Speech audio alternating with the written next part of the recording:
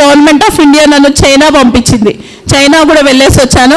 After coming from China 6 months నిద్రపోలే నేను. పిచ్చిలేసింది నాకు వాళ్ళ డెవలప్మెంట్ చూసి.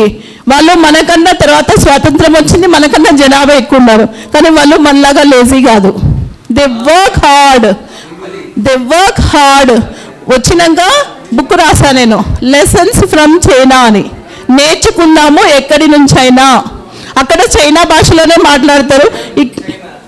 లెసన్స్ ఫ్రమ్ చైనా, నేర్చుకుందాం ఎక్కడి నుంచి అయినా. వాళ్ళు సక్సెస్కి కారణం ఏంటంటే రెండు, వ్యవసాయము, ఎడ్యుకేషన్ ఓన్లీ వాళ్ళు చైనీస్ భాషలోనే నేర్చుకుంటారు. వాళ్ళు అన్ని దేశాలు పోతారు, నేర్చుకుంటారు, మళ్ళీ వచ్చి వాళ్ళ దేశం గురించే పనిచేస్తారు. ఫస్ట్ పాయింట్ అది. Second point education system. Beautiful education system వాళ్ళ దగ్గర. ఒక ఊరు వెళితే పెద్ద బిల్డింగ్ ఉంది అంటే అది స్కూల్. అన్నిటికన్నా బ్యూటిఫుల్ బిల్డింగ్ అంటే స్కూల్. అందుకే వాళ్ళు అంత డెవలప్ ఉన్నాడు అక్కడ. రియలీ వాళ్ళ అగ్రికల్చర్. ఒక్క ఫార్మర్ చచ్చిపోలేదండి అక్కడ సూసైడ్ చేసుకొని. ఇక్కడ ఎవరు చచ్చిపోయినా మనకేం ఫరక్ పడదు. So sad. వాళ్ళకి దేశభక్తి చాలా ఎక్కువ ఉంది, అది మనకు పోయింది. That is the difference what I learn. అది 6 months వెళ్ళి మళ్ళీ నేను ఆ బుక్ను రిలీజ్ చేసి వచ్చిన. చైనా గవర్నమెంట్ ఆ బుక్ను మళ్ళీ ప్రింట్ చేసుకుంది. చూడండి, ఒక ఇండియన్ ఉమెన్ వాళ్ళ దేశం గురించి రాసింది అని. They felt so happy. అంటే ఇక్కడ వచ్చి మళ్ళీ నేను రీసెర్చ్ చేశాను. నేను వెళ్ళిన కొన్ని రోజులలో పూర్తిగా నాకు నాలెడ్జ్ రాలేదనిపించింది. అయితే ఒక చిన్న ఇన్సిడెంట్ చెప్తా. మాతో ఒక గైడ్ ఉండింది, చిన్న అమ్మాయి. అమ్మ నువ్వు ఏం చదువుతున్నావు అని అడిగాను.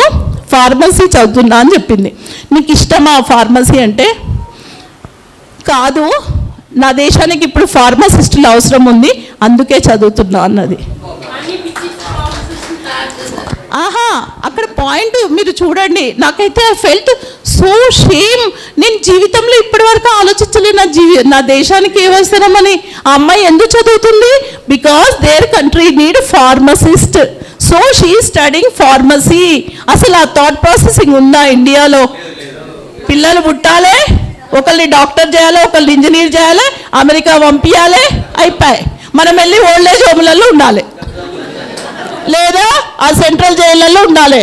సెంట్రల్ జైలు ఏవి తెలుసా మీకు? గేటెడ్ కమ్యూనిటీలు. ఈ మధ్య ఎందుకు తెలుసా అండి? తాత ముత్తాతలు సంపాదించిన ఎకరాల భూమిని అమ్మేసి ఊర్లలో ఉండలేక వచ్చి కోట్లు పెట్టి అవి గేటెడ్ కమ్యూనిటీలు కొంటున్నా. ఆడ ఫస్ట్ వాచ్మెన్ గాడే లోపల రానియడు మనల్ని. అది సెంట్రల్ జైలు కాకపోతే ఇంకేంది? ఐ ఫీల్ ఇట్ అసలు అనిపిస్తుంది. ఎందుకంటే ఈ థాట్ ప్రాసెసింగ్ నాకు కూడా లేదు ముందు. ఎప్పుడైతే I went back to village, I have respect to the farmers. ఏం కష్టం అండి అసలు. అది పడితే తెలుస్తుంది పంట పండించడానికి వాళ్ళు ఎంత కష్టపడితే. మనము ఈరోజు కూడా నేను చూసిన చాలామంది అన్నం కూరలు అన్నీ వేసేసేస్తున్నారు. అది పండిస్తే తెలుస్తుంది. నేను ఇప్పుడు పండిస్తున్నా కాబట్టి తెలుస్తుంది నాకు కూడా బాధ, కష్టము, ఆ పెయిన్ ఆఫ్ మనం. అందుకే అంటున్నాను, అందరూ ఈ 50+ వాళ్ళందరూ ఇటు ఉండొద్దు హైదరాబాద్లో. సారీ. Thank you.